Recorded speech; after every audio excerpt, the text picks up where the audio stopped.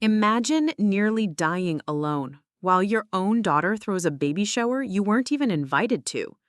That was me, hooked up to machines, barely able to breathe when the doctors called my children to come to my bedside. I thought it was so they could say goodbye, but instead, I overheard them say the words that will echo in my head forever. She's not our real mom. We owe her nothing. If you've ever been betrayed by the people you gave everything to, this story might hit close to home. Before I tell you how I turn the tables, make sure to like this video, subscribe for more true stories, and let me know in the comments what you would have done in my place. My name is Marjorie Latham. I'm 58 years old, a retired nurse living in Greenville, South Carolina. I never thought I'd be the kind of woman who told her life story to strangers on the internet. But then again, I never thought my own kids would erase me from their lives like I was nothing more than a placeholder. For most of my life, I poured myself into family. My late husband, Richard, had 2 children when we met, Evan and Claire, just 8 and 10 at the time. Their birth mother left when they were young. It wasn't pretty. She moved states away and built herself a fresh start without them. Richard, he was doing his best. But between the night shifts at the plant and the drinking he picked up after she left, those kids were starving for stability. I became that stability. I packed lunches, sat up all night when Evan had strep throat, taught Claire how to sew her prom dress when money was tight. We didn't have much, but I thought, foolishly, that love would be enough. Fast forward 30 years. Richard passed away from a heart attack 5 years ago. Since then, it's been just me and the house we built together. I still sent birthday cards, dropped by for Christmas, helped when Claire had her first baby. But slowly, I noticed. The calls came less often. I was invited less and less. When I did show up, conversations died the second I walked into the room. Then came the night everything changed. It was early February. I woke up with the worst pain I'd ever felt in my chest and a wave of nausea that nearly knocked me out. I remember trying to stand, but my legs just buckled. I hit the floor hard. By the time the paramedics arrived, I could barely keep my eyes open. They rushed me to the hospital. I heard words like critical and heart function, but my mind was a fog. I remember the beeping machines, the cold air, the smell of antiseptic, and then I remember the doctor asking if they should call my next of kin. They called Evan and Claire. I thought, thank God, they'll come. They'll be here. The door opened about an hour later, but instead of footsteps, I heard voices, hushed, annoyed voices in the hallway just outside my room. Why are we even here? Because they said she might not make it. She's not our real mom. We owe her nothing. We're just wasting time. My blood ran cold. I didn't move. I didn't breathe. I just lay there staring at the fluorescent light above me, trying to decide if I'd actually heard what I thought I'd heard. I had raised these kids. I had given them everything. And yet here they were, reducing me to a technicality. They didn't come in right away. When they finally did, their smiles were brittle, their eyes darting to their phones every few seconds. They stayed less than 15 minutes. No, I love you. No, hang in there. Just polite distance, like visiting an elderly neighbor out of obligation. The next few days were a blur of tests, IV drips, and the quiet realization that I might be closer to the end of my life than I ever thought. And they never came back. 1 week later, the doctors discharged me. I was weak. Every step from the hospital bed to the car felt like walking through wet cement. I came home to an empty house. No flowers, no get well soon cards, just the silence that settles in when people have already decided you're not worth the trouble. I started thinking about my will. It's a strange thing, writing down who gets the pieces of your life after you're gone. At first, I was still willing to leave Evan and Claire something. Not out of love anymore, but out of habit. But then the phone rang. It was a neighbor, Mrs. Harper. She sounded uneasy. Marjorie? Honey, I don't want to alarm you, but I saw Evan and Claire in your driveway this morning. They were with some man in a suit. He had a clipboard. They were, pointing at the house? Laughing? I froze. That house, it's the biggest asset I own. It's also the one thing Richard and I worked our bones for. And now they were circling it like vultures, a week after leaving me to die alone. That night, I sat at my kitchen table with a cup of tea going cold in my hands. I thought about the years, the scraped knees, the college tuition I helped with, the nights I stayed up to make sure they got home safe, and I realized I had one last chance to set the record straight. They thought I was weak, that I was as good as gone, that all they had to do was wait me out. They were wrong. I picked up a pen and started writing. Not a will, at least not the kind they were expecting. This was going to be something else, something personal. A letter. A letter they'd remember for the rest of their lives. I stared at that blank page for a long time. The pen felt heavy in my hand, like it knew this wasn't just a letter. It was a verdict. See, people assume revenge has to be loud, slam doors, screaming matches, public humiliation, but sometimes the most devastating revenge is quiet, surgical, the kind that cuts clean and deep, leaving no mess except for the person you aimed it at. I started with the truth. Not the version they'd been telling themselves all these years. Not the, "Oh, she married Dad and just happened to be around" fairy tale. No, I wrote about every sacrifice they'd conveniently erased. Evan, you were 9 when your appendix burst. Your father was on night shift. I stayed in that hospital with you for 36 hours straight. You don't remember?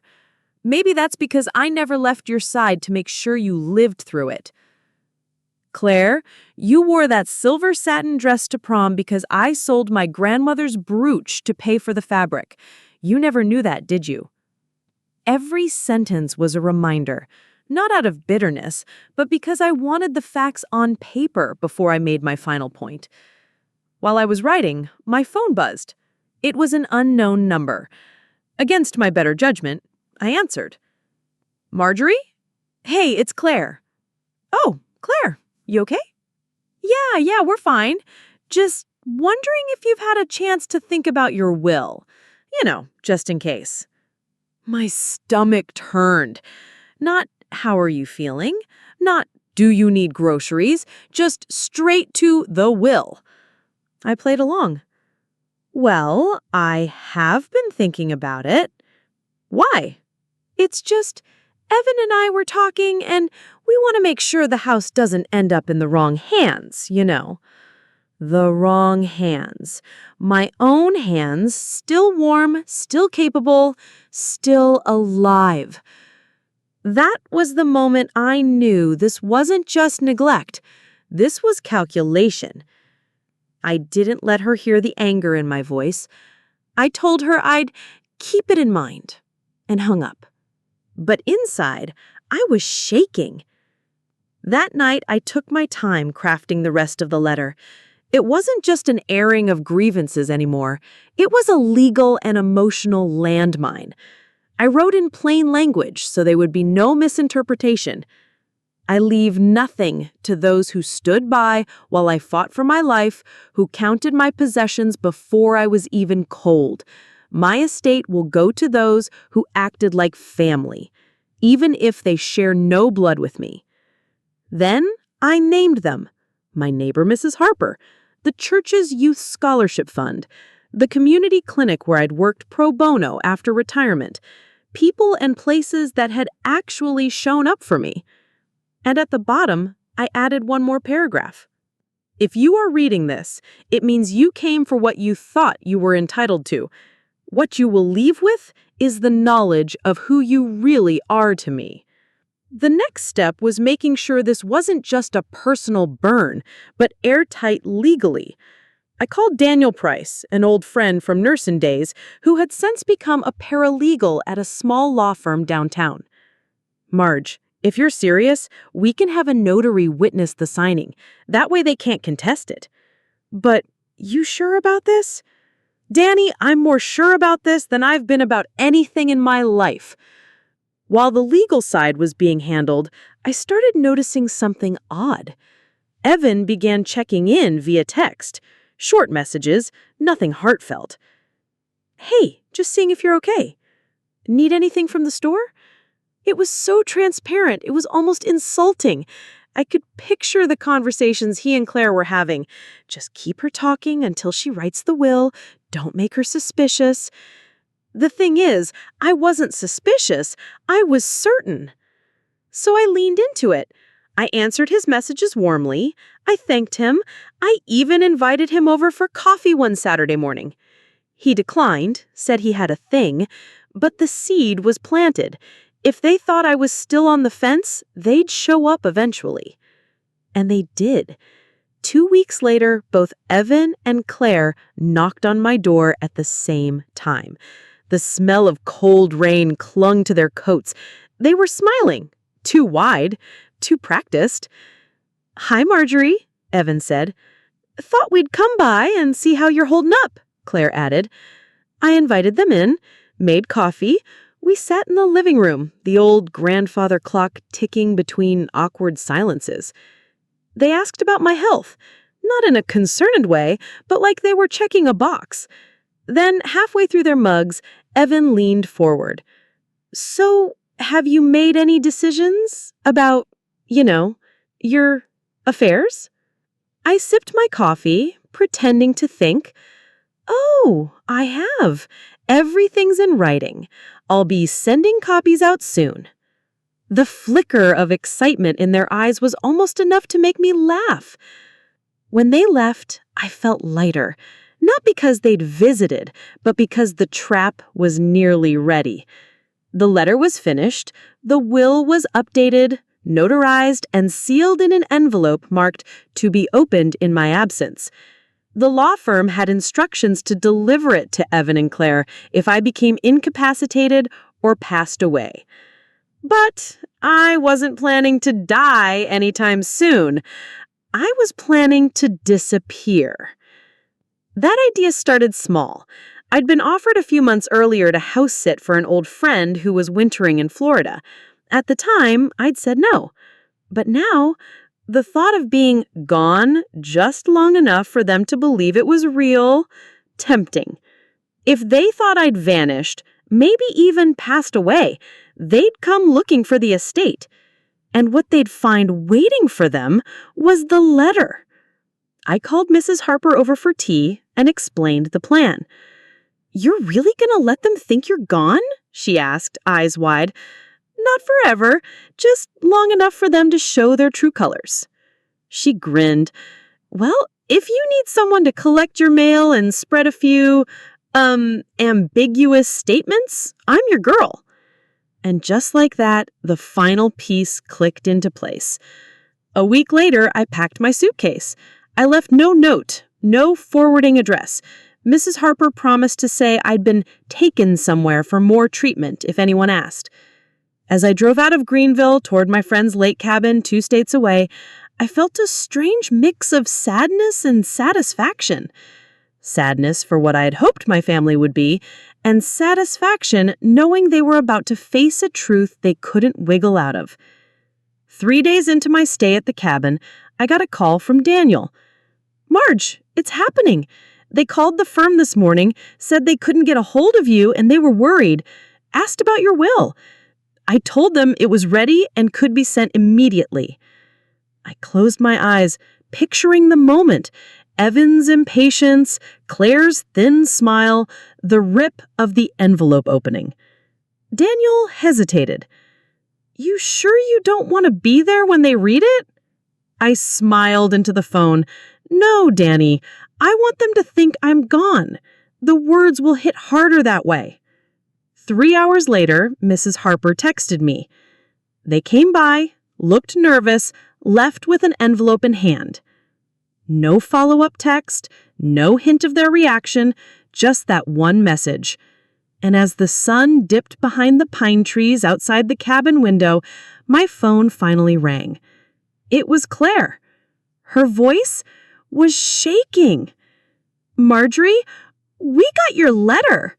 When Claire said my name on the phone that night, it was different.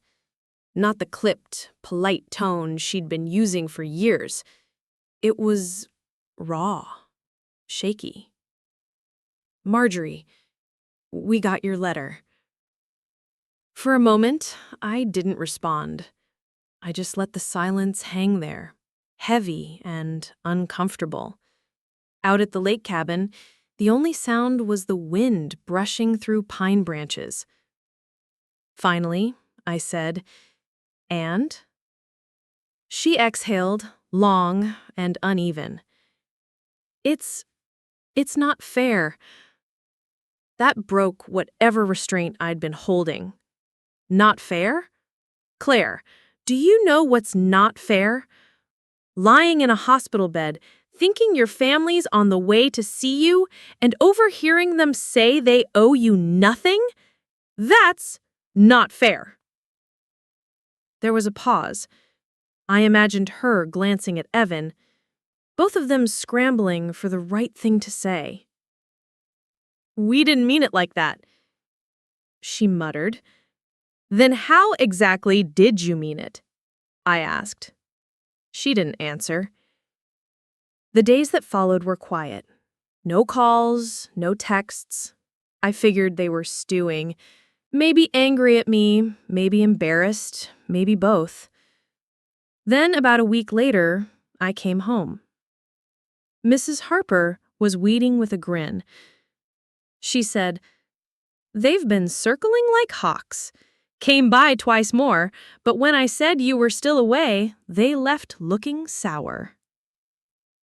I unpacked slowly, savoring the return to my own bed, my own kitchen, my own space. This time, though, I noticed something different. I didn't feel lonely. The absence of their calls, their forced smiles, it wasn't a void anymore. It was peace. 2 days later, I was sitting at my kitchen table, sipping tea, when there was a knock at the door.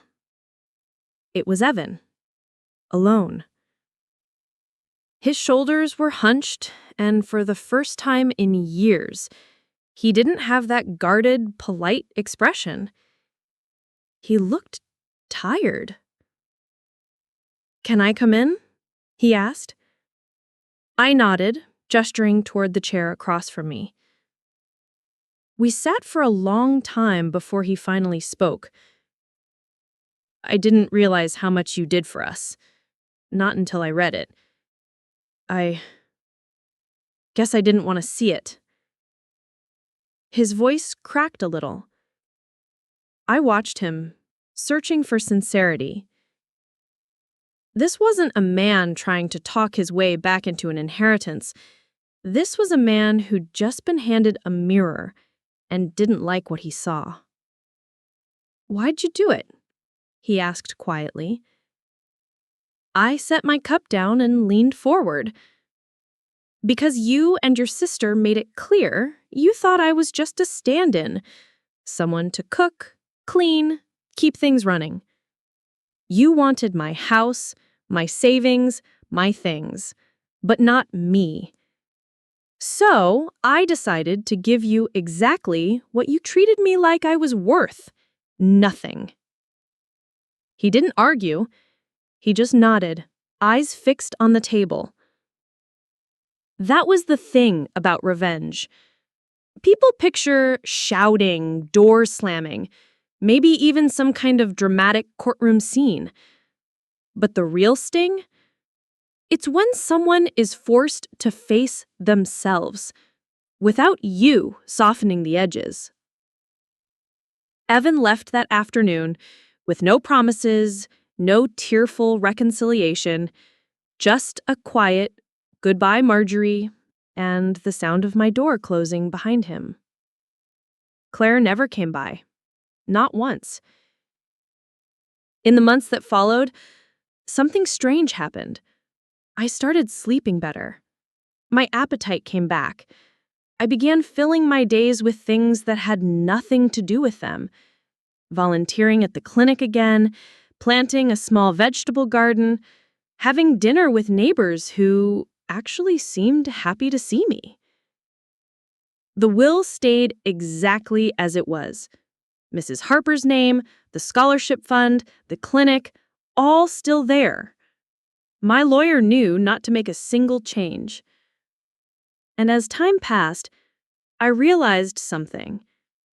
I hadn't just cut them out of my estate. I'd cut them out of the part of my life where they could still hurt me. About 6 months later, I saw Claire at the grocery store. She was in the baking aisle, holding a bag of flour like it weighed 100 pounds. She glanced up and froze.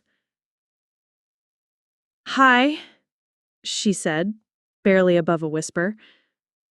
I just nodded and kept walking. It wasn't anger anymore. It wasn't bitterness. It was just distance. A wide, quiet space where love used to be. And I was finally okay with that. People sometimes ask if I regret it, if maybe I should have given them a second chance. But here's what I tell them. Second chances are for people who showed up the first time. Now, I live simply. My mornings are slow. Tea on the porch, a walk around the block. I've got friends who check in because they want to, not because they're keeping tabs on what they might inherit. And that house they wanted so badly, I've hosted more potlucks in it this year than I had family dinners in the last decade. Feels fitting. If you're reading this and you've been treated like a placeholder in someone else's life, I want you to remember this. You get to decide who has a seat at your table. Sometimes the best way to get justice isn't to scream or fight. It's to quietly lock the door, sit down, and eat in peace. That's my story. That's my revenge. And I wouldn't change a thing. Thanks for listening. It feels good to finally tell it in full, to lay it out the way it happened, without sugarcoating it. I thought losing them would break me. Turns out I was just making room for a life that actually feels like mine. Sometimes the best revenge is giving people exactly what they made you feel you were worth, and walking away lighter. If you've ever been through something like this, I'd love to hear your story in the comments. Don't forget to like, subscribe, and share this video with someone who needs to know it's okay to close the door on toxic family. Justice isn't always loud, but it's always powerful.